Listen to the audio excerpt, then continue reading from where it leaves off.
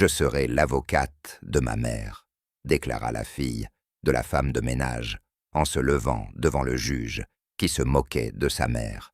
Puis, elle le stupéfia par son génie juridique. La salle d'audience du tribunal judiciaire de Lyon était silencieuse, lourdement silencieuse. Une femme de ménage était assise à la table des prévenus, sa blouse impeccable, mais ses mains tremblaient, tandis qu'en face d'elle, un avocat en costume affichait un sourire suffisant, persuadé qu'il s'agirait d'une victoire facile.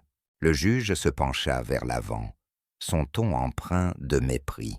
« Madame Dubois, vous comprenez que vous devez plus de 25 000 € de factures médicales et que vous n'avez pas de conseil juridique. » Elle déglutit avec difficulté. « Non, monsieur le juge, je n'ai pas pu en payer un. » Le petit rire qui suivit fit plus mal que n'importe quel coup de marteau. L'humiliation était suffocante. Mais alors, une voix inattendue fendit le silence. « Excusez-moi, monsieur le juge, » dit une fillette d'à peine 11 ans, en se levant de sa chaise, un livre serré contre elle. « J'aimerais défendre ma mère. » Ceci est l'histoire d'une fille de femme de ménage qui s'est levée au tribunal et a tout changé. La fillette se leva petite flamme vive dans une pièce froide et pesante. Elle tenait dans ses mains un vieux code de la consommation, emprunté à la bibliothèque municipale, et fixa le juge droit dans les yeux. Ce qu'elle allait dire ne changerait pas seulement le cours de l'audience, cela allait tout changer. L'air de la salle 3C était vicié lourd de papiers anciens et de désespoir silencieux. Ce n'était pas une grande salle. Le bois des bancs était sombre et usé, les néons grésillaient faiblement. Pour Claire Dubois, c'était la pièce la plus étroite et la plus oppressante du monde. Elle était assise à la table des prévenus, ses mains si crispées sur ses genoux que ses phalanges blanchissaient. Sa blouse bleue de femme de ménage était propre et repassée, mais elle se sentait déplacée comme un moineau, tombé dans une tanière de loup. À côté d'elle, sa fille Élise restait calme. À 11 ans, elle n'était qu'un murmure, ses cheveux blonds pâles étant tirés en une queue de cheval soignée. Ses pieds chaussés de baskets usées ne touchaient pas tout à fait le sol. Un gros livre reposait sur ses genoux, sa couverture délavée par des années d'usage. Elle venait directement de l'école, son cartable, encore posé sous la chaise. Le juge Henri Morel observait depuis son siège, le visage figé dans une impatience blasée. C'était un homme qui avait tout vu et que rien n'impressionnait plus. Il appela l'affaire, sa voix grave résonnant dans la salle. « Affaire Nero 734, Société Recouvrement Hexagone, contre Madame Claire Dubois. » Il ajusta ses lunettes et fixa Claire. « Madame Dubois, vous êtes ici aujourd'hui pour une dette de 25 000 € et quelques centimes. Avez-vous une représentation juridique ?» Claire déglutit à nouveau, une boule dure dans la gorge. « Non, monsieur le juge, je n'ai pas pu engager d'avocat. » Un rictus effleura la bouche du juge. C'était un petit sourire cruel. Il jeta un coup d'œil à l'avocat de l'agence de recouvrement, un homme en costume sombre, nommé Maître Lefebvre, qui affichait une confiance distante. « Je vois, dit le juge Morel, d'un ton dégoulinant de condescendance. » Il se pencha sa voix, assez forte pour que toute la salle entende. « Et quelle est votre profession, Madame Dubois ?»« Je suis femme de ménage, monsieur le juge, » dit-elle à peine, audiblement. « Je nettoie des appartements. » Le juge laissa échapper un rire bref. Ce n'était pas un rire aimable, c'était sec et méprisant. Une femme de ménage. Et vous êtes surprise de devoir payer vos factures. Vous comprenez bien que lorsqu'on reçoit un service, on doit le régler. Ce n'est pas une notion compliquée. L'humiliation envahit Claire, brûlante et cuisante. Son visage s'empourpra. Elle sentait les regards de tous fixés sur elle, l'huissier, le greffier, les quelques personnes dans le public. Tous avaient entendu. Tous avaient vu sa honte. Elle ouvrit la bouche pour parler, expliquer l'hôpital, les factures interminables après l'accident de son mari, les 3 emplois, en même temps sans jamais rattraper le retard. Mais aucun mot ne sortit. Son esprit se vida sous l'effet de la panique et de l'embarras. Tout ce qu'elle put faire fut de fixer ses mains, son monde rétréci à l'étoffe usée de sa blouse. C'est alors que cela arriva. Une petite voix claire fendit le silence. « Excusez-moi, monsieur le juge. » Le juge Morel s'arrêta, les sourcils froncés d'agacement. Il baissa les yeux et vit la fillette blonde debout à côté de la table de la prévenue. Élise Dubois se tenait droite, le menton relevé. Elle n'était plus un murmure. Elle brandissait son livre de bibliothèque comme un bouclier. « Qu'est-ce que c'est que cela ?» tonna le juge, son irritation évidente. « Jeune demoiselle, ici, c'est un tribunal, pas une cour de récréation. Asseyez-vous. Je ne peux pas m'asseoir. »« Monsieur ?» répondit Élise d'une voix calme et ferme. « Vous êtes injuste envers ma mère, et je voudrais parler pour elle. » La salle devint silencieuse, non pas d'un silence poli et attentif, mais d'un silence stupéfait et haletant, le genre de silence qui tombe quand le monde bascule. Maître Lefebvre, l'avocat de l'agence de recouvrement, laissa échapper un petit rire incrédule. Quelqu'un dans le public eut un hoquet. Le juge Morel fixa la fillette, muet de stupeur, un instant. Il regarda tour à tour la petite fille, déterminée, et sa mère, mortifiée. « Vous voulez quoi ? Représenter votre mère ?» ricana-t-il. « Ne soyez pas ridicule. Ceci n'est pas un film. Asseyez-vous immédiatement ou je vous fais sortir. »« Je sais que je ne suis pas avocate, » répondit Élise, ses yeux ne quittant pas les siens. « Mais j'ai lu le droit. J'ai lu ce que des sociétés comme Recouvrement Hexagone ont le droit de faire, et ce qu'elles n'ont pas le droit de faire. Elles ont enfreint les règles plusieurs fois. » Elle leva son livre. « Tout est là-dedans, et j'ai pris des notes. » Elle ouvrit l'ouvrage et révéla plusieurs feuilles de cahiers remplis d'une écriture soignée et appliquée. Le sourire narquois du juge s'effaça enfin. Il regarda cette fillette de 11 ans, qui parlait de règles et de notes, qui se tenait devant lui sans la moindre trace de peur. Il ne vit que la détermination dans ses yeux bleus clairs.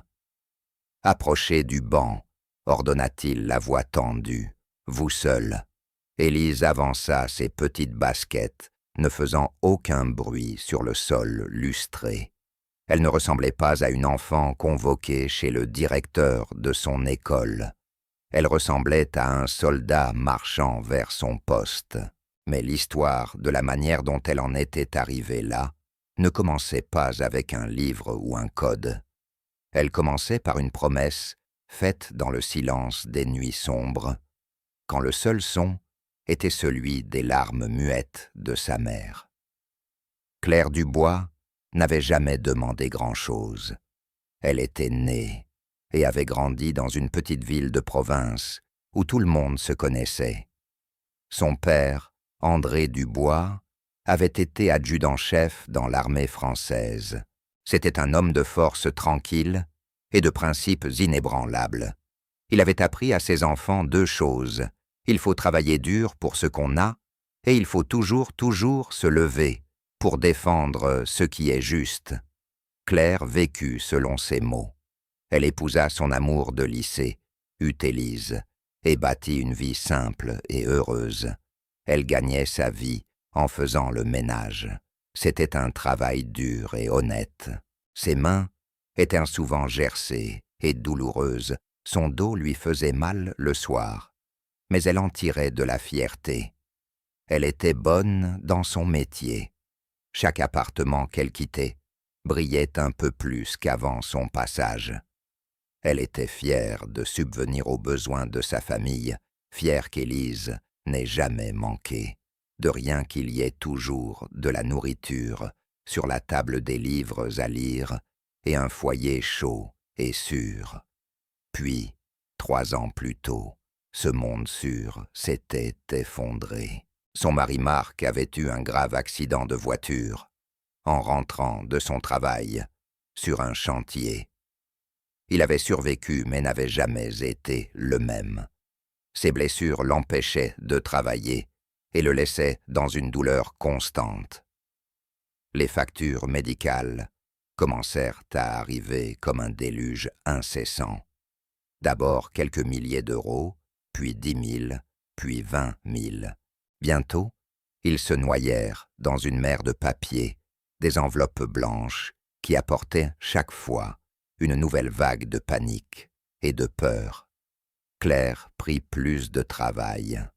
Elle commença à nettoyer des bureaux le soir, après sa journée d'appartement. Elle accepta un emploi de serveuse le week-end dans un petit bistrot travaillant jusque tard dans la nuit. Elle était épuisée d'une fatigue si profonde qu'aucun sommeil ne pouvait réparer. Mais elle continua pour Marc, pour Élise. Marc ne supportait pas de la voir s'épuiser ainsi. La culpabilité et la douleur étaient trop lourdes pour lui. Un froid matin d'hiver, 1 an après l'accident, il s'éteignit dans son sommeil. Le médecin dit que son cœur avait lâché. Claire savait qu'il était mort d'un esprit brisé. Désormais, il ne restait qu'elle et Élise. La montagne de dettes, elle demeurait monument de leur chagrin. C'est alors que les appels commencèrent. Des hommes aux voix lisses et glaciales de la société, recouvrement hexagone. Ils appelèrent le matin, ils appelaient le soir, ils l'appelaient même sur son lieu de travail. D'abord poli, puis exigeant, puis cruel. Ils la menaçaient de saisir son logement, de ruiner son crédit, de lui prendre tout ce qu'il lui restait. Claire tenta d'expliquer. Elle tenta de mettre en place un échéancier. Elle leur envoyait ce qu'elle pouvait, 20 euros, ici, 50 euros, là. Mais c'était comme vouloir vider la mer avec une cuillère à café. Les frais et intérêts ajoutés faisaient grossir la dette au lieu de la réduire. Elle garda un dossier de chaque facture, chaque lettre, chaque mise en demeure. C'était un classeur épais et lourd, le poids de sa situation impossible. Élise voyait tout. C'était une enfant discrète et observatrice. Elle voyait l'inquiétude gravée sur le visage de sa mère. Elle la voyait assise la nuit, à la table de la cuisine, entourée de factures, la tête entre les mains. Elle entendait les coups de téléphone, précipités, chuchotés. Elle voyait la peur dans les yeux de sa mère, une peur qu'elle s'efforçait tant de cacher. Les enfants comprennent plus qu'on ne le croit. Ils ressentent plus que ce qu'on leur montre. Élise ne pleurait pas et ne posait pas de questions qui auraient ajouté au fardeau de sa mère. Au lieu de pleurer, Élise se mit à agir. Elle commença par la seule chose qu'elle savait faire, mieux que quiconque de son âge lire. Elle allait à la bibliothèque municipale. Elle terminait ses devoirs, puis filait vers le rayon documentaire. Elle commença par chercher les mots qu'elle avait entendu sa mère dire au téléphone, saisie hypothèque prescription. Elle emprunta des livres d'abord simples sur la gestion de l'argent. Puis elle découvrit le rayon juridique. Il était poussiéreux et oublié rempli de gros volumes austères que personne ne semblait ouvrir. Mais Élise n'était pas intimidée. Elle prit un livre dont le titre était clair et direct, Code de la consommation, guide pratique du consommateur. Elle s'installa à une petite table en bois, au fond de la bibliothèque, et se mit à lire. Le langage était compliqué, truffé de termes qu'elle ne comprenait pas. Alors, elle tenait un petit cahier où elle notait chaque mot inconnu avant d'aller le chercher dans le dictionnaire. Elle apprit que les sociétés de recouvrement n'avaient pas le droit d'appeler à certaines heures, qu'elles n'avaient pas le droit de harceler ni de mentir, qu'elles n'avaient pas le droit de menacer, avec des mesures qu'elles ne pouvaient pas légalement prendre. À chaque page tournée, une colère silencieuse grandissait en elle. Ces gens, ces voix au téléphone, enfreignaient la loi. Ils intimidaient sa mère et pensaient s'en tirer impunément. Son grand-père, l'adjudant-chef André Dubois, était décédé avant sa naissance, mais sa présence restait forte dans la maison. Son portrait trônait dans le salon, un bel homme en uniforme, les yeux à la fois doux et fermes. Claire racontait à Élise des histoires sur lui. C'était un homme qui croyait à l'ordre, aux règles et à l'équité. Il croyait que la loi était là pour protéger les faibles contre les forts. Il disait toujours que les tyrans n'avaient de pouvoir que si on le leur laissait. Claire répétait à sa fille « Il faut tenir bon ». Un jour, en cherchant un vieil album de photos dans le grenier, Élise trouva un vieux coffre militaire. C'était celui de son grand-père. À l'intérieur, sous son uniforme soigneusement plié, il y avait ses livres. Ce n'étaient pas des romans, des ouvrages d'histoire militaire, de stratégie, et tout au fond, un exemplaire usé et relié de cuir du code de justice militaire. Elle emporta le livre dans sa chambre. Elle n'en comprenait pas la majorité, mais elle en saisissait l'esprit. Cela parlait de droit de procédure, de responsabilité. Cela parlait de justice. Elle le lisait chaque nuit lampe de poche, sous la couverture, s'imprégnant des principes que son grand-père avait incarnés. Le soir, où la convocation au tribunal arriva, Claire s'effondra. Élise la trouva dans la cuisine affaissée sur la table, le document officiel dans la main, des larmes silencieuses coulant sur ses joues. « Je ne sais pas quoi faire, » Élise murmura-t-elle. « Je ne sais pas quoi faire. » La fillette entoura sa mère de ses bras. « Ça va aller, maman, » dit-elle d'une voix remplie d'une certitude qu'elle ne ressentait pas, mais qu'elle voulait désespérément que sa mère croie. Grand-père disait toujours « Il faut affronter un tyran de face ». Cette nuit-là, Élise ne dormit pas. Elle s'assit à son petit bureau avec son livre de la bibliothèque, le code de justice militaire de son grand-père, et un cahier neuf. Elle sortit l'épais dossier de factures et de lettres de recouvrement hexagone. Pendant des heures, elle travailla. Elle comparait les lettres avec les règles inscrites dans le code. Elle dressa une liste, violation numéro 1 et appel, avant 8 heures du matin et après 21 heures. Elle retrouva sur les relevés téléphoniques que sa mère avait entouré des appels à 6h30. Violation numéro 2, langage injurieux. Elle se souvenait que sa mère avait noté les mots exacts utilisés par un agent. « Vous êtes une honte. Nous veillerons à ce que vous perdiez tout. » Violation numéro 3, fausse déclaration du montant de la dette. Elle recoupa les factures originales de l'hôpital avec les relevés de l'agence de recouvrement. Ils avaient ajouté des milliers d'euros de frais administratifs sans explication. Elle nota tout établissant une chronologie claire et logique. Elle rédigea dans les marges des références précises aux articles de loi qu'elle avait mémorisés.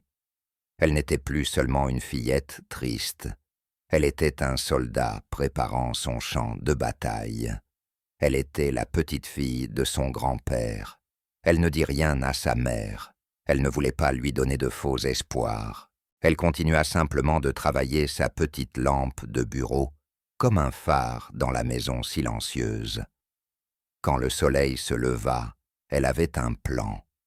Le matin de l'audience, elle enfila ses habits d'écolière. Elle prépara son cartable et glissa ses notes dans le vieux livre de la bibliothèque. Quand sa mère dit qu'elle devait aller au tribunal, Élise répondit calmement « J'y vais avec toi ». Claire était trop épuisée et inquiète pour protester. Elle hocha seulement la tête, reconnaissante de ne pas être seule. Elles s'assirent dans la salle d'audience, la mère tremblante, à côté de sa fille. Élise ressentit une étrange sensation de calme l'envahir. Elle regarda le juge, puis l'avocat suffisant. Il ne la voyait pas. Il ne voyait qu'une femme de ménage et sa petite fille. Ils avaient déjà décidé qui était sa mère.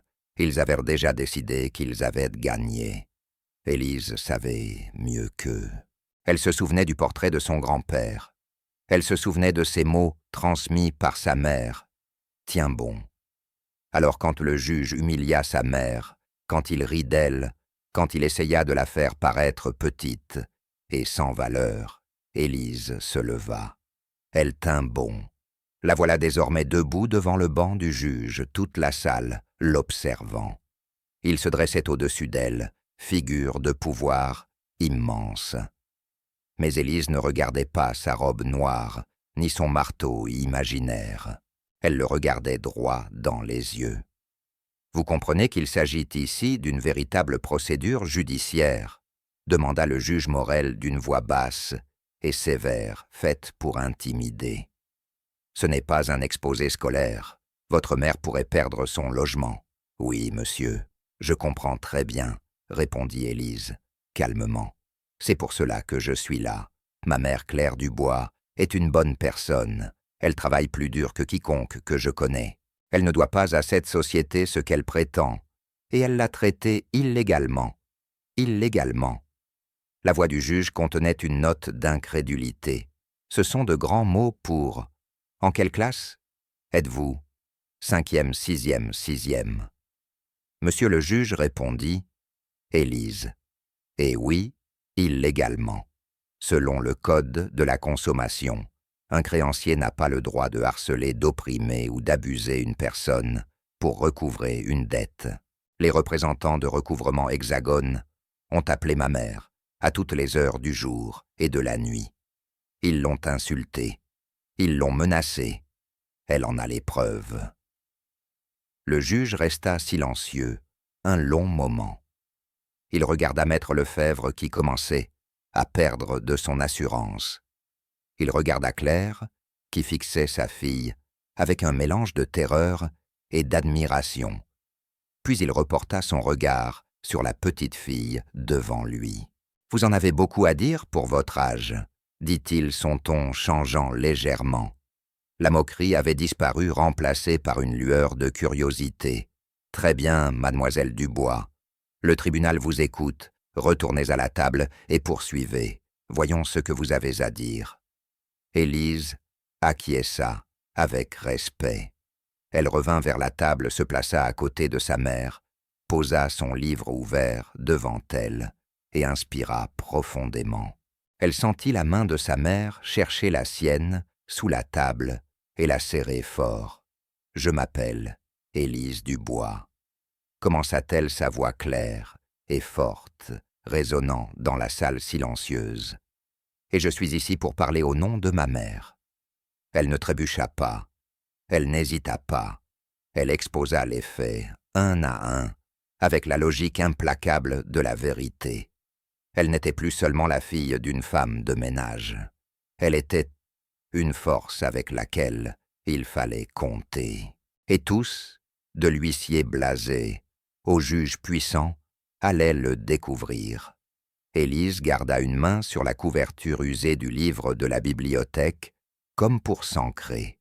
De l'autre, elle tenait ses notes, les pages remplies de son écriture régulière et déterminée. Elle ne regardait pas le juge, ni l'avocat adverse.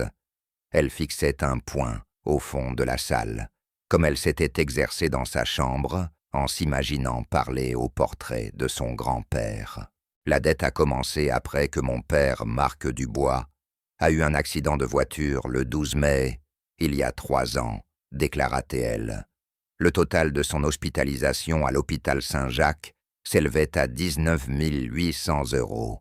Ma mère possède la facture originale.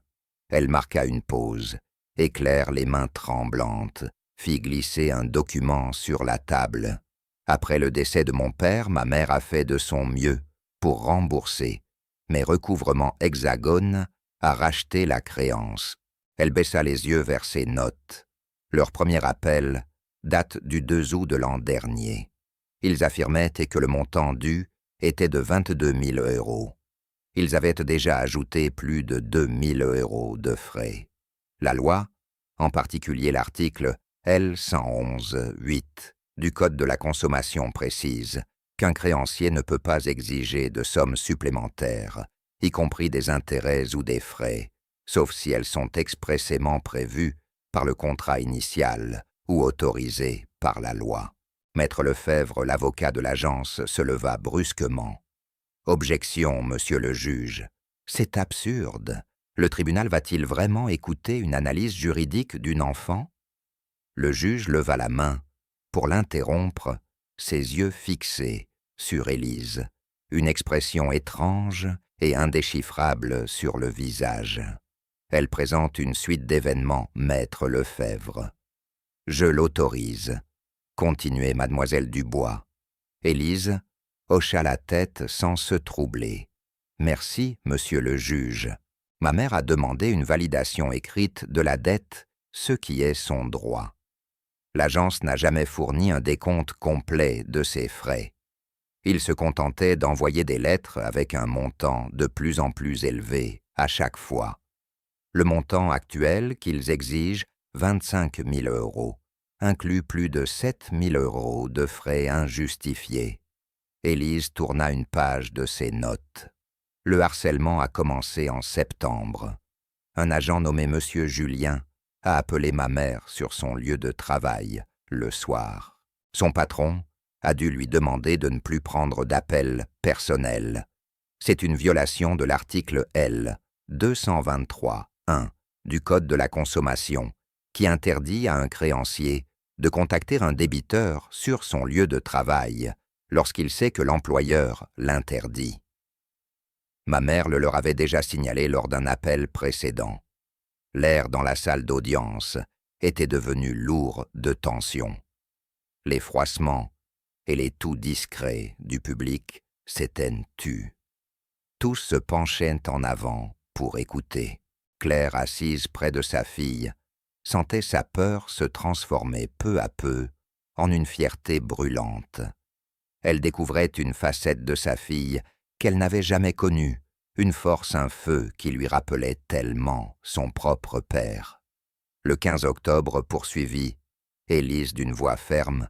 Ma mère a manqué un appel parce qu'elle assistait à ma réunion parents-professeurs. Alors, ils ont appelé notre voisine, Madame Gabel, et lui ont dit que ma mère avait de graves problèmes financiers et qu'ils allaient la poursuivre. C'est une violation directe de l'article L. 111-7 qui encadre strictement les contacts avec les tiers. Ils n'ont pas le droit de révéler la nature de leur activité ni la dette du consommateur à une autre personne. Elle inspira profondément et regarda enfin maître Lefebvre droit dans les yeux. Mais le pire, ce furent les menaces. Le 1er décembre, un agent a dit à ma mère, et elle l'a noté juste après l'appel, que si elle ne payait pas 5 000 € d'ici la fin de la semaine, un mandat d'arrêt serait lancé contre elle. Monsieur le juge, ce n'est pas seulement un mensonge, c'est une menace illégale. On ne peut pas être arrêté pour une dette civile en France. Ils le savaient, ils ont voulu lui faire peur. Pour la première fois, une lueur d'émotion traversa le visage du juge Morel. C'était de la colère, non pas dirigée contre la fillette qui lui donnait une leçon de droit, mais contre les faits qu'elle exposait. Il baissa les yeux vers le dossier devant lui, la plainte simple déposée, par recouvrement Hexagone. Sur le papier, cela paraissait limpide, un débiteur, un créancier, une somme due. Mais le récit de cet enfant révélait une réalité bien plus sombre, le comportement prédateur d'une société puissante qui s'acharnait sur une veuve endeuillée. Maître Lefebvre, dit le juge, d'une voix dangereusement calme, avez-vous une réponse à ces accusations précises? L'avocat se leva, le visage rougi. « Monsieur le juge, ce sont des accusations sans fondement. Mon client agit dans le strict respect de la loi. Ce n'est rien de plus qu'une tentative désespérée de la défendresse pour échapper à ses obligations. Elle a probablement soufflé ce discours à son enfant. » Avant que le juge ne réponde, Élise reprit la parole, sa voix vibrant d'indignation. « Ma mère ne m'a rien soufflé. J'ai appris tout cela moi-même parce que j'en avais assez de la voir pleurer. J'en avais assez qu'elle tremble à chaque sonnerie du téléphone, et j'ai des preuves. » Elle avança et posa l'épais dossier de sa mère sur le bureau de l'huissier. « Voici les relevés téléphoniques de ma mère, avec les appels de recouvrement Hexagone entourés. Voici les notes datées qu'elle a prises après chaque conversation, mot pour mot. Voici une attestation signée de son employeur, confirmant qu'on lui a demandé de ne pas recevoir d'appel au travail. Et voici une déclaration de notre voisine Madame Gabel au sujet de l'appel qu'elle a reçu. » Elle se tourna de nouveau vers le juge. « Ma mère est femme de ménage. Elle passe ses journées à nettoyer les saletés des autres. Elle est la personne la plus honnête que je connaisse. Elle méritait d'être traitée avec respect, pas d'être harcelée et trompée. » Elle fit une pause, ses frêles épaules se soulevant, tandis qu'elle prenait une grande inspiration. « Mon grand-père était adjudant-chef, Louis Dubois. Il a combattu dans 2 guerres pour ce pays. Il croyait aux règles et il croyait en la justice. Il a appris à ma mère qu'il ne faut jamais laisser un tyran gagner seulement parce qu'il est plus grand. Recouvrement Hexagone est un tyran, et ils ont enfreint la loi. » Le nom tomba dans la salle d'audience silencieuse, comme une pierre dans un étang immobile. Adjudant-chef, Louis Dubois. Le juge Morel se figea.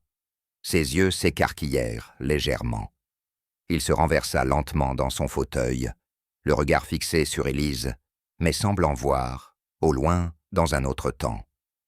Ce nom lui était familier. Plus que familier, il le connaissait. Le juge pivota lentement sa chaise vers le côté, fixant le drapeau tricolore qui se dressait dans un coin de la salle. Le silence dura ce qui parut une éternité. Toute la salle retenait son souffle. Maître Lefebvre restait planté, l'objection oubliée. Claire regarda tour à tour le juge et sa fille, un espoir confus naissant sur son visage. Enfin, le juge Morel se retourna. Il fixa Élise, et son expression avait complètement changé. La dureté avait disparu. L'impatience avait disparu. À sa place brillait un profond respect solennel. « Adjudant-chef, Louis Dubois », répéta le juge Morel, sa voix soudain adoucie, presque empreinte de révérence. Je le connaissais. Pas personnellement, mais je sais qui il était. Son nom figure sur une plaque dans le hall même de ce tribunal. Un héros de cette ville. Il tourna les yeux vers Claire. « C'était votre père. » Claire hocha la tête, les larmes aux yeux. « Oui, monsieur le juge. » Le magistrat reporta son regard sur Élise, qui tenait bon, immobile. Il ne la voyait plus comme une petite fille, jouant à l'avocate, mais comme l'héritière d'un homme qu'il respectait profondément. Il retrouvait en elle la même force, la même conviction inébranlable du juste et de l'injuste. Il se racla la gorge et se redressa, reprenant sa posture officielle, mais son ton avait changé à jamais. « Maître Lefebvre, dit-il, sa voix désormais tranchante, comme l'acier, je vais suspendre l'audience pour une courte pause.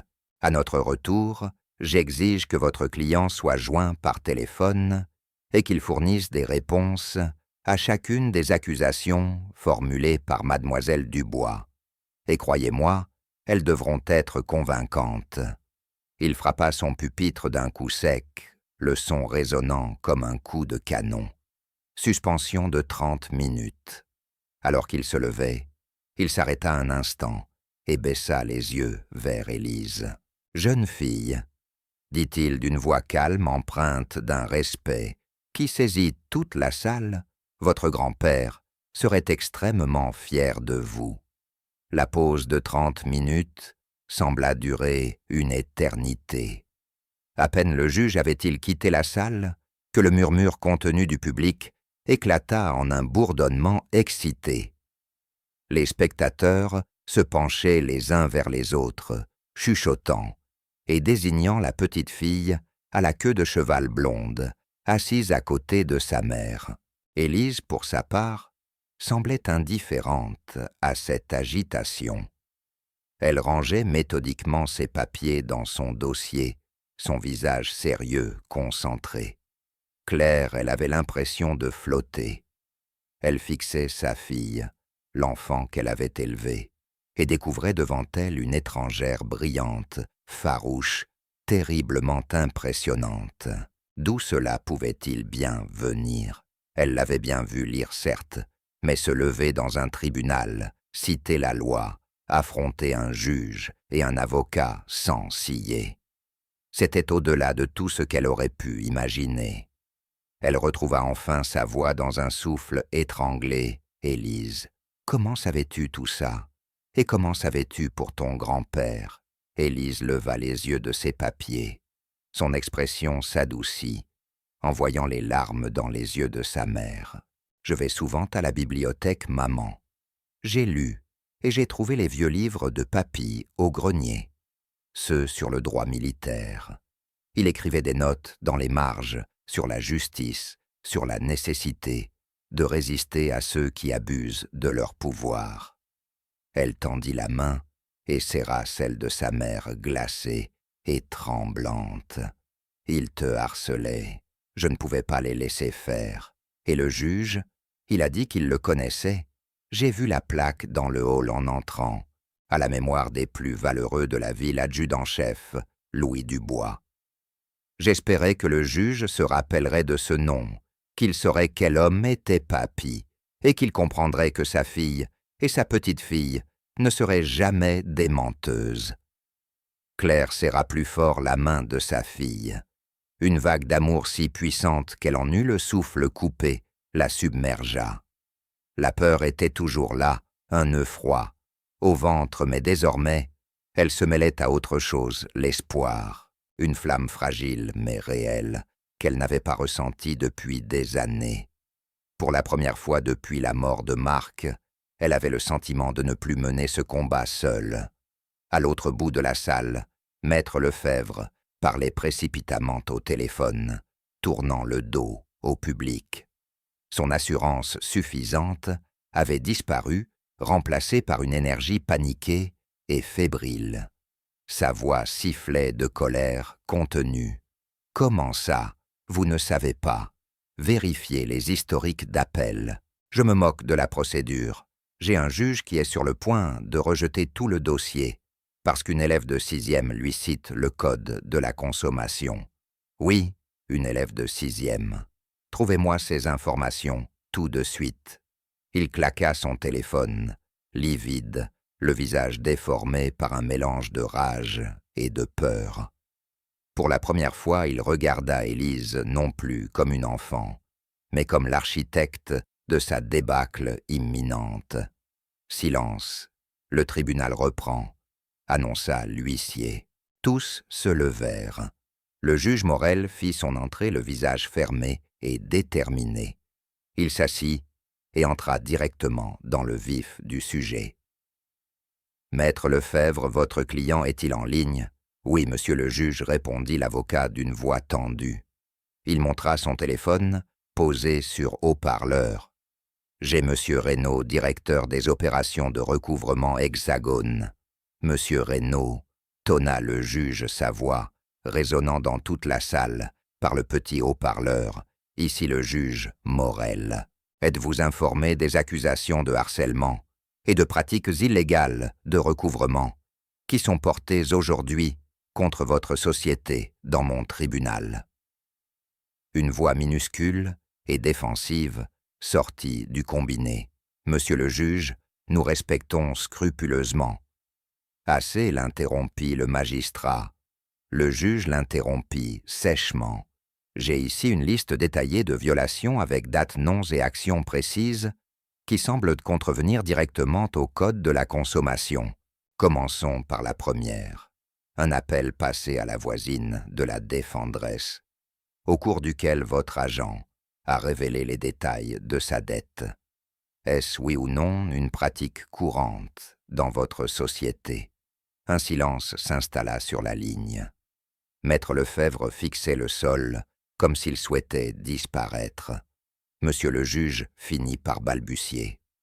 La voix de monsieur Reynaud, au téléphone, parfois dans le but de localiser un débiteur, nos agents peuvent... Ce n'est pas ma question, monsieur. Reynaud tonna le juge Morel. Je vous demande si la pratique habituelle de votre société est de violer la loi. Oui ou non? Non, monsieur le juge. Alors pouvez-vous expliquer pourquoi cela s'est produit dans ce cas? Nouveau silence. Je devrais consulter le dossier de l'agent. Et qu'en est-il des menaces d'arrestation? Poursuivit le juge implacable. Formez-vous vos agents à mentir aux débiteurs, à les menacer de conséquences judiciaires inexistantes, afin de les effrayer? Absolument pas, monsieur le juge.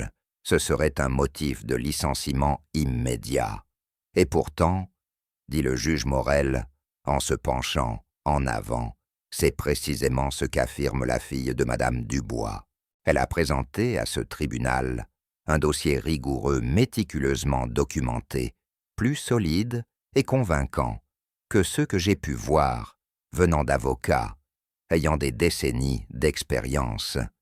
Il jeta un regard à Élise, un léger sourire aux lèvres, avant de tourner de nouveau un regard glacé vers l'avocat. « Monsieur le juge, si je puis me permettre, » intervint maître Lefebvre, en retrouvant un peu de courage, même si, et j'insiste sur si certains agents ont commis des erreurs de procédure par excès de zèle, la dette sous-jacente demeure. Madame Dubois a bien bénéficié de soins médicaux. La dette est valide. Est-ce le cas? Demanda le juge, en haussant un sourcil. Mademoiselle Dubois, dit-il en se tournant vers Élise, vous avez mentionné des écarts dans les montants réclamés. Pouvez-vous préciser? Élise se leva, ses notes à la main. Oui, monsieur le juge, la dette initiale était de 19 800 €. Recouvrement Hexagone, poursuite aujourd'hui, pour 27 412 €. Cela fait une différence de 7 612 €. Ils appellent cela des frais administratifs et juridiques. Mais selon la loi, ils doivent être capables d'expliquer exactement à quoi correspondent ces frais. Ils ne l'ont jamais fait. Elle s'approcha de l'huissier et lui remit un document tiré de son dossier. Voici une copie du contrat original, signé par mes parents, avec l'hôpital. Il stipule qu'en cas de recouvrement, seuls des frais raisonnables peuvent être ajoutés. Or la DGCCRF elle-même a défini ce qui peut être considéré comme raisonnable. Ajouter près de 40% à la dette initiale ne l'est pas. Cela s'appelle du gonflement de frais, et c'est une autre violation. Le juge Morel examina attentivement le document. Puis il leva les yeux vers maître Lefebvre. Alors, maître, pensez-vous qu'un supplément de 40% est raisonnable? L'avocat resta muet. Sa bouche s'ouvrit et se referma sans qu'aucun son n'en sorte. Il était totalement pris au dépourvu. Il était venu chercher un jugement par défaut, une victoire facile, contre une défendresse sans avocat. Il venait de tomber dans une embuscade tendue par une enfant, armée d'un livre de bibliothèque. Le juge se tourna de nouveau vers le téléphone. « Monsieur Reynaud, il apparaît à ce tribunal que votre société ne s'est pas seulement livrée à un harcèlement illégal répété, mais qu'elle tente également de recouvrer une dette gonflée par des frais potentiellement frauduleux. Ce tribunal prend de telles pratiques extrêmement au sérieux.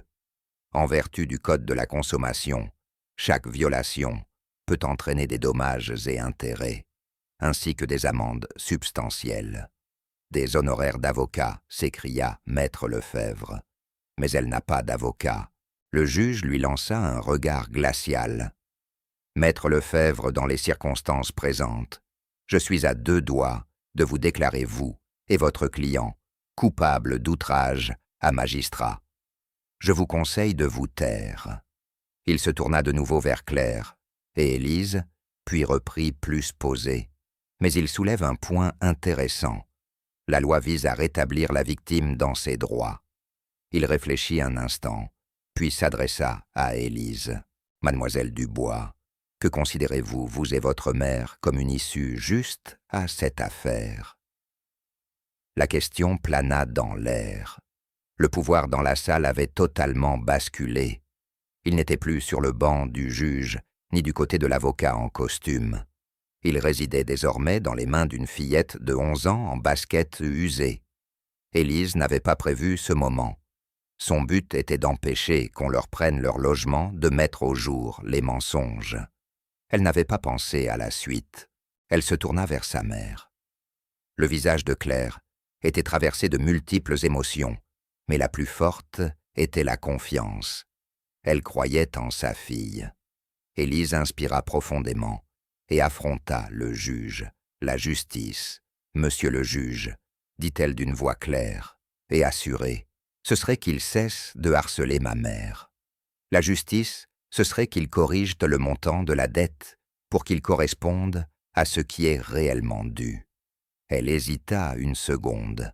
Un nouveau type de détermination durcit les traits d'Élise. « Et la justice, dit-elle, ce serait aussi qu'il peine pour la peur et les nuits blanches qu'ils ont infligées à ma mère. La loi dit qu'ils ont enfreint les règles.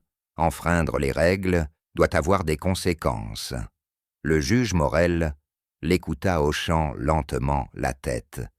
Il avait déjà vu cette clarté-là, ce sens simple et inébranlable du bien et du mal.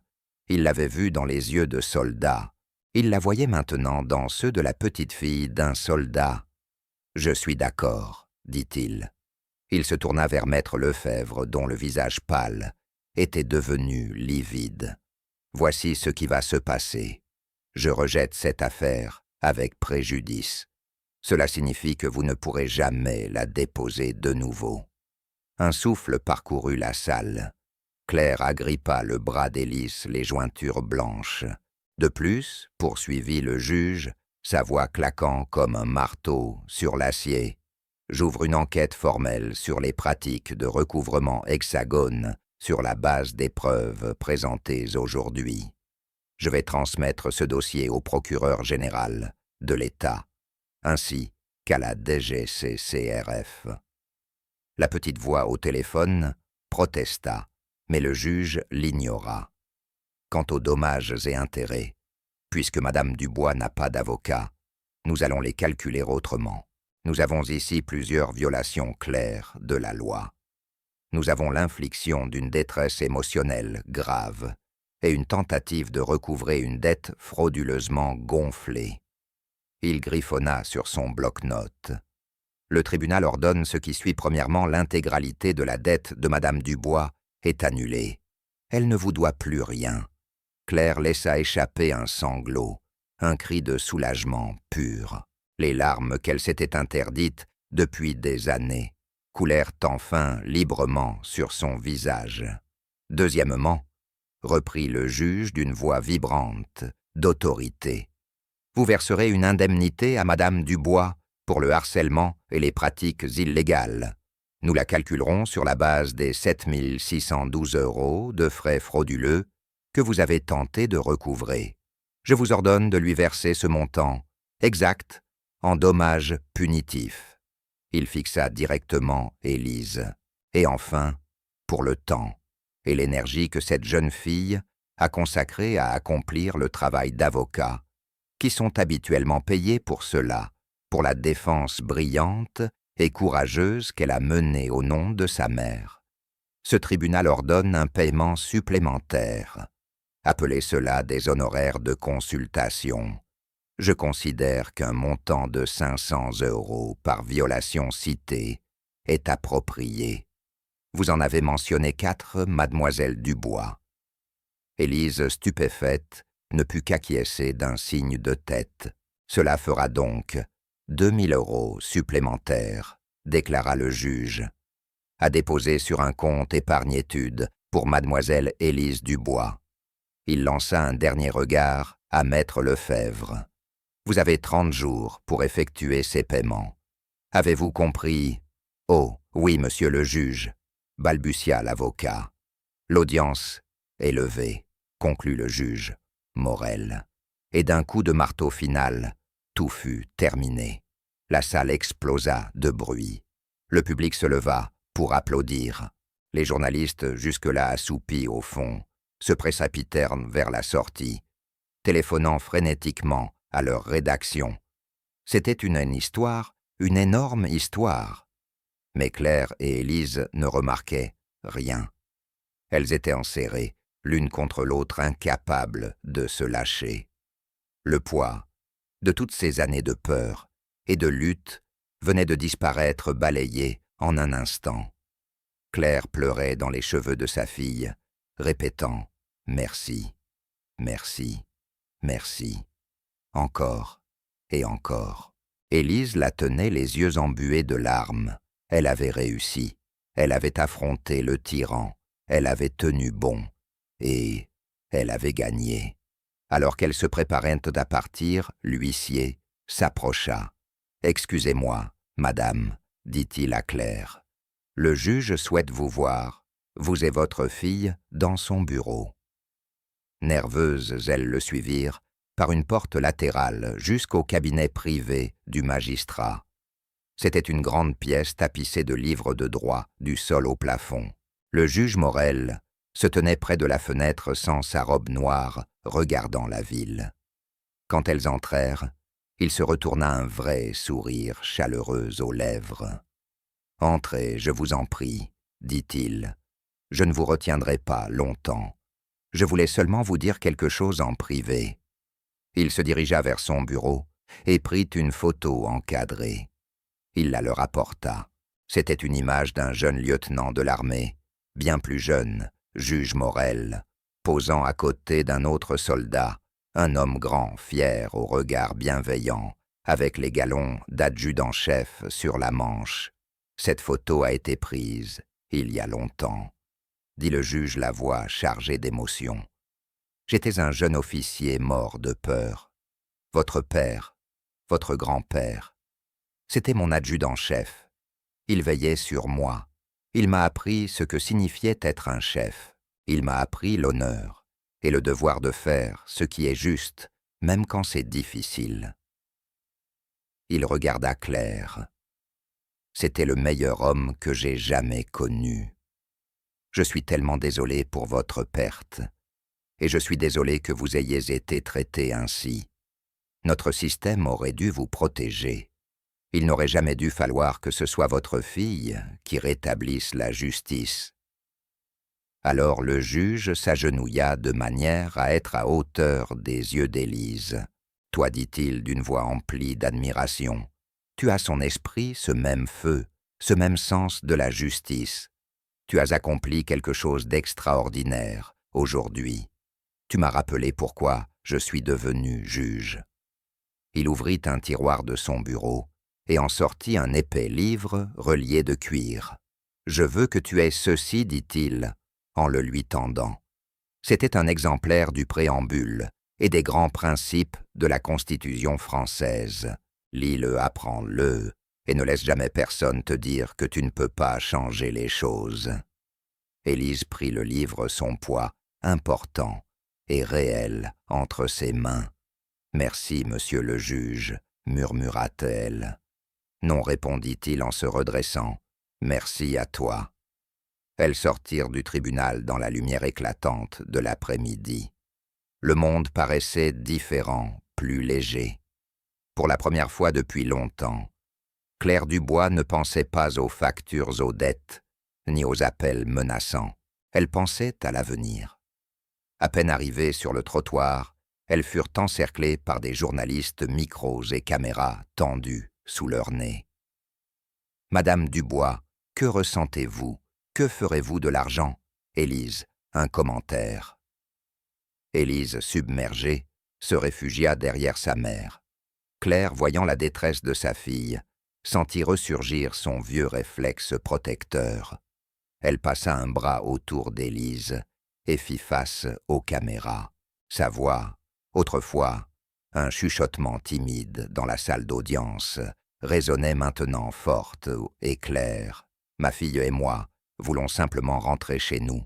Mais je dirai ceci, ma fille est la personne la plus courageuse que je connaisse. Et je veux que tous ceux qui ont peur et qui se sentent seuls, sachant qu'il ne faut jamais abandonner. Il faut tenir bon. » Sur ces mots, elle entraîna Élise à travers la foule, et toutes deux s'éloignèrent, main dans la main, laissant le chaos derrière elles. Elles ne se retournèrent pas. Elles rentraient chez elles, vers un avenir soudain, miraculeusement redevenu le leur. Le chemin du retour parut irréel. Les bruits de la ville, le flux de la circulation, les conversations sur le trottoir semblaient lointains, comme un film dont on aurait coupé le son. Claire et Élise marchaient en silence, leurs mains toujours étroitement liées. Le poids du monde avait pesé si longtemps sur les épaules de Claire que maintenant qu'il avait disparu, elle en était presque étourdie de légèreté. Lorsqu'elles arrivèrent devant leur petit immeuble, la première chose que Claire remarqua fut à quel point il paraissait différent. C'était le même bâtiment de briques usées, les mêmes marches légèrement de travers menant à la porte d'entrée. Mais pour la première fois depuis des années, elle ne le regardait pas avec un nœud de peur au ventre, se demandant combien de temps il lui resterait. Elle le regardait comme un foyer, un endroit sur le leur. À l'intérieur, le petit appartement était silencieux. Elles retirèrent leurs chaussures et Élise posa son cartable près de la porte. L'épais livre relié de cuir que le juge lui avait donné semblait lourd et important. Elle le déposa avec soin sur la petite table de l'entrée à côté du portrait encadré de son grand-père. Les deux objets semblaient appartenir l'un à l'autre. Claire entra dans la cuisine et mit la bouilloire sur le feu. Ses gestes étaient automatiques. Elle parcourut la petite pièce propre du regard. Elle vit la peinture écaillée de l'appui de fenêtre, la trace d'humidité au plafond, les vieilles chaises dépareillées autour de la table. Autant de signes de ces luttes passées d'imperfection qu'elle n'avait jamais eu le temps ni l'argent de réparer. Maintenant, tout cela avait simplement l'air familial. Elle s'appuya contre le plan de travail et se permit enfin de croire que tout était terminé. La dette était effacée. Les appels cesseraient. Elles étaient en sécurité. Un profond soupir s'échappa de sa poitrine, emportant 3 ans d'angoisse et d'épuisement. Élise entra dans la cuisine et se plaça à ses côtés. « Ça va », maman Claire se tourna et la serra de nouveau dans ses bras. Cette étreinte était plus douce, plus calme. Elle enfouit son visage dans les cheveux blonds de sa fille. « Je vais mieux que bien, ma chérie », murmura-t-elle, la voix tremblante de larmes retenues. « Je suis libre, tu m'as libérée. » Elles restèrent ainsi un long moment, le seul bruit étant le sifflement bas de la bouilloire qui commençait à chanter. Le soir même, l'histoire fit la une du journal télévisé de 18 heures. Un titre spectaculaire apparut à l'écran.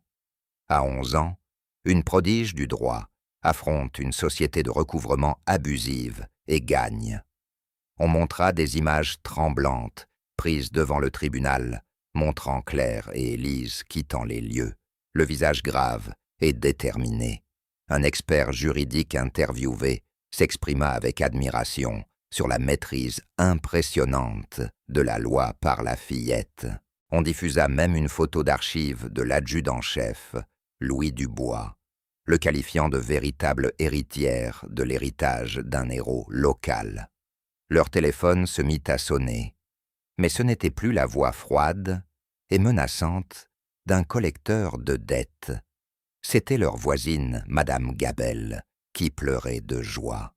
C'était le patron de Claire, celui du café où elle travaillait le week-end. Il lui disait combien il était fier d'elle. Puis vinrent des amis et des parents lointains qu'elle n'avait pas entendus depuis des années, appelant pour féliciter et soutenir. L'histoire devint virale du jour au lendemain. Elle fut reprise par les journaux nationaux, puis internationaux. Le récit de la fille d'une femme de ménage qui avait tenu tête à un juge et l'avait stupéfié par son génie juridique était irrésistible. C'était une histoire de David contre Goliath à l'ère moderne. Pour Claire et Élise, cette soudaine célébrité était bouleversante. On les reconnaissait dans la rue. Un concessionnaire automobile local offrit à Claire une voiture d'occasion fiable pour qu'elle n'ait plus à prendre le bus pour ses ménages. Le facteur commença à déposer des sacs entiers de lettres devant leur porte. Certaines contenaient de petits chèques 5, 10, 20 € envoyés par des inconnus touchés par leur histoire. D'autres étaient de simples lettres de soutien venues de tout le pays, de gens qui racontaient leurs propres combats contre des entreprises puissantes et impersonnelles. Ils parlaient de leurs sentiments d'impuissance et de solitude et de la façon dont le courage d'Élise leur avait redonné une étincelle d'espoir. Élise lut chaque lettre. Elle comprit que leur histoire n'était pas seulement la leur, c'était celle de millions de personnes prises dans un système conçu pour les écraser. Elles n'étaient plus seulement une femme de ménage et sa fille. Elles étaient devenues un symbole. Quelques semaines plus tard, une grande enveloppe officielle arriva. Elle provenait du bureau du procureur général de l'État. À l'intérieur, une lettre informait Claire que sur la base de l'enquête déclenchée par le juge Morel, l'État engageait une action en justice contre Recouvrement Hexagone pour pratiques trompeuses et illégales. Les preuves réunies par Élise constituaient la pierre angulaire du dossier. La lettre se terminait par un mot manuscrit du procureur. Lui-même, Madame Dubois, votre fille, a rendu un grand service, non seulement à votre famille, mais à chaque citoyen de cet État. Merci. L'argent ordonné par le tribunal arriva. Un chèque de 9 612 €. Claire le tenait dans ses mains, fixant le montant. C'était plus d'argent qu'elle n'en avait jamais vu d'un seul coup. C'était assez pour régler les dernières factures médicales, assez pour réparer le robinet qui fuyait, assez pour acheter à Élise un manteau d'hiver neuf, assez pour respirer. Les 2 000 € destinés au fonds d'études d'Élise furent versés directement sur un compte géré par l'État, où il commencerait à fructifier la graine d'un avenir autrefois inimaginable. La vie reprit un nouveau rythme meilleur. Claire continuait à faire des ménages, mais elle put réduire ses heures. Elle quitta son emploi du week-end au café. Elle avait désormais ses soirées libres pour aider Élise à faire ses devoirs, regarder des films ensemble, simplement discuter. Les rides d'inquiétude autour de ses yeux commencèrent à s'estomper. Elle se remit à sourire un vrai sourire sincère qui atteignait ses yeux. Élise, elle retrouva sa vie d'écolière de 6e. Elle faisait ses devoirs, lisait ses livres de bibliothèque, retrouvait ses amis au parc. Mais quelque chose en elle avait changé. Elle portait désormais une confiance discrète qui n'existait pas avant. Elle avait plongé dans le monde des adultes avec toutes ses règles compliquées et injustes, et elle n'avait pas reculé. Elle savait d'une façon que peu de gens découvrent un jour de quoi elle était capable. Un après-midi, quelques mois après le procès, Élise faisait ses devoirs dans le salon. Claire, en train de faire la poussière, fredonnait doucement. Elle s'arrêta près de la petite table de l'entrée. Elle prit dans ses mains le lourd livre de la Constitution française que le juge Morel avait offert à Élise. Elle caressa du doigt les lettres dorées, en relief. « Tu sais, dit-elle pensivement, je crois que ton grand-père aurait beaucoup aimé le juge Morel. » Élise leva les yeux de ses problèmes de maths. « Moi aussi, dit-elle. Il a toujours cru que le système pouvait fonctionner. » Continua Claire, plus pour elle-même que pour sa fille, que si des gens bons et honnêtes étaient aux commandes, alors la justice était possible. J'imagine que je l'avais oublié. Elle regarda sa fille, le cœur gonflé d'amour. « Tu me l'as rappelé. » Ce soir-là, alors qu'Élise se préparait à dormir, elle s'arrêta un instant devant le portrait de son grand-père. Elle fixa ses yeux à la fois doux et fermes. Dans sa tête, elle eut une petite conversation avec lui comme elle avait commencé à le faire depuis le procès. « J'ai réussi, papy, pensa-t-elle. J'ai tenu bon. » Un sentiment de paix l'envahit.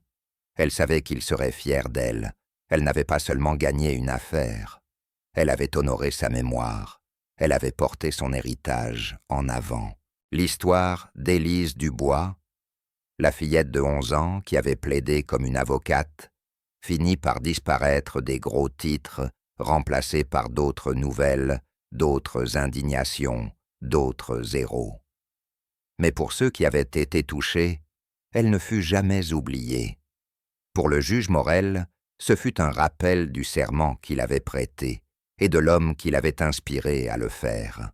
Pour les innombrables personnes ensevelies sous des montagnes de dettes, ce fut une lueur d'espoir, une histoire qu'elle se racontait pour garder courage.